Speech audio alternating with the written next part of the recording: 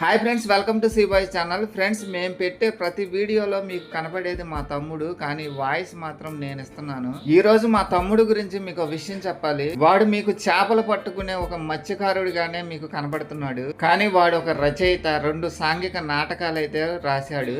ఒకటి నీతోడు కావాలి, 2 మరణ శాసనం, 3వది కూడా రాస్తున్నాడు, మృగాలను వేటాడే మనగాళ్ళు అని. వాడు రాసిన మరణ శాసనంలో అఘోరా క్యారెక్టర్ కూడా వాడే ఆడాడు, కానీ వాడు రాసిన రచనలు అయితే మా ఊరు వరకే పరిమితమైనాయి. అలాంటి సమయంలో వాల్మీకి పబ్లికేషన్స్ పిడుగురాళ్లకు చెందిన వారు ఆ రచనలను ప్రచురించారు.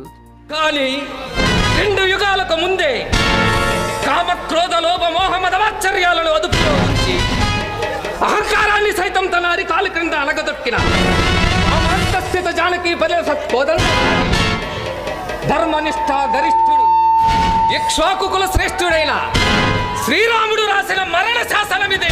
గాంజా సర్కార్ అనే షార్ట్ ఫిల్మ్ కూడా తీస్తున్నాం. ప్లీజ్ లైక్ చేసి ఈ వీడియో అందరికీ చేరేలా షేర్ చేయండి.